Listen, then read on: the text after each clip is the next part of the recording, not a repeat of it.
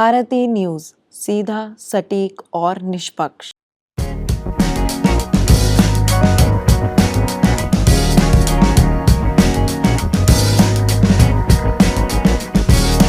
नमस्कार और स्वागत है आप सभी का भारती न्यूज के खास कार्यक्रम वेलनेस मैटर में, जहां आपके हेल्थ से जुड़ी हर चीज के ऊपर विस्तार से चर्चा करते हैं, क्योंकि आपकी अच्छी सेहत हमारी जिम्मेदारी है।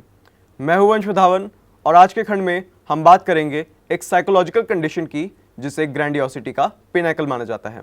जी हाँ, मैं बात कर रहा हूँ नार्सिसिज्म की।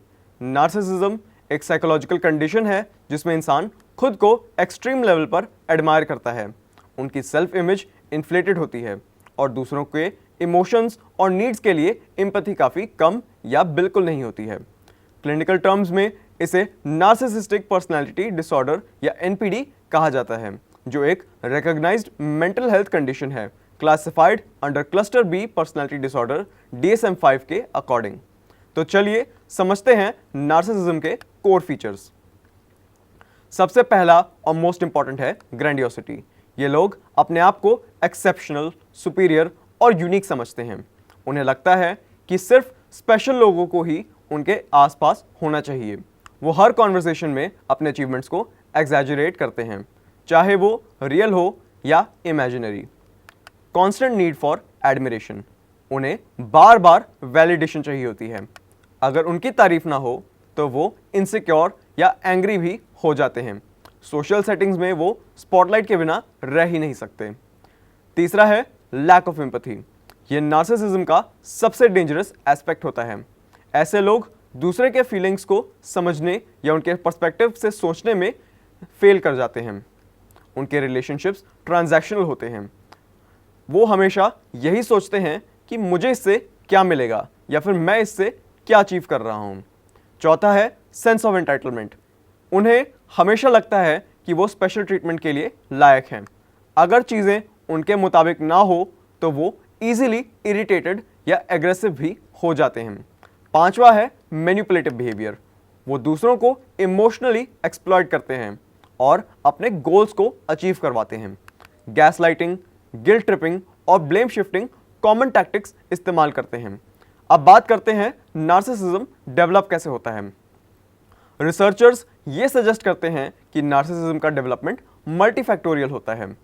सबसे पहला फैक्टर आता है genetic predisposition. Early childhood environment, जहां उन्हें एक्सेसिव पैम्परिंग मिलती है या बहुत ज़्यादा नेग्लेक्ट किया जाता है, जिसकी वजह से वैलिडेशन की एक्सेसिव नीड बनती है। अनरियलिस्टिक एक्सपेक्टेशन सेट की जाती हैं पेरेंट्स या एनवायरनमेंट के द्वारा। ट्रॉमा, स्पेशली जहां इमोशनल वैलिडेशन ना मिली हो। नार्सिसिज्म हर बार एनपीडी तक नहीं पहुंचता। माइल्ड नार्सिसिस्टिक पर्सनैलिटीज किसी में भी हो सकती हैं, स्पेशली कंपेटिटिव या हाई अचीविंग एनवायरनमेंट्स में। लेकिन जब ये ट्रेट्स रिजिड, इनफ्लेक्सिबल या परमानेंट हो जाती हैं और डेली फंक्शनिंग या रिलेशनशिप्स पे नेगेटिव इम्पैक्ट डालने लगती हैं, तब हम एनपीडी कंसिडर करते हैं इन्हें। अब सवाल उठता है, क्या नार्सिसिज्म ट्रीट हो सकता है? एनपीडी ट्रीटेबल है, पर बहुत ही एक्सट्रीमली चैलेंजिंग होता है, क्योंकि नार्सिसिस्ट को लगता है उन्हें किसी ट्रीटमेंट या हेल्प की ज़रूरत नहीं है। लेकिन अगर वो थेरेपी एक्सेप्ट करें, अगर psychotherapy, specially cognitive behavioural therapy, उनकी डिस्टॉर्टेड थिंकिंग और बिहेवियरल पैटर्न्स चेंज करने में मदद मिल सकती है। थेरेपी का गोल होता है एम्पैथी डेवलप करना, सेल्फ अवेयरनेस क्रिएट करना, हेल्दी सेल्फ एस्टीम बिल्ड करना, रिलेशनशिप डायनामिक इंप्रूव करना। लेकिन पेशेंस ज़रूरी होता है, क्योंकि प्रोग्रेस स्लोली आता है। आखिर में नार्सिसिज्म सिर्फ एक बज़वर्ड नहीं है, ये एक कॉम्प्लेक्स साइकोलॉजिकल कंडीशन है जिसके पीछे डीप रूटेड इमोशनल इश्यूज होते हैं।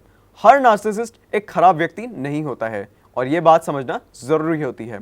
हम सब में थोड़ा नार्सिसिज्म हो सकता है, लेकिन जब ये एम्पैथी को रिप्लेस कर दे तब ये एक डेंजरस लेवल तक पहुंच जाता है, स्पेशली रिलेशनशिप्स और मेंटल हेल्थ के पर्सपेक्टिव से। तो आज के खंड में बस इतना ही। बाकी हेल्थ से जुड़े अपडेट्स के लिए देखते रहिए भारती न्यूज़। मैं हूं वंश धावन, मिलूंगा आपको अगले हफ्ते एक नए एपिसोड के साथ। तब तक के लिए खुश रहिए, स्वस्थ रहिए। धन्यवाद।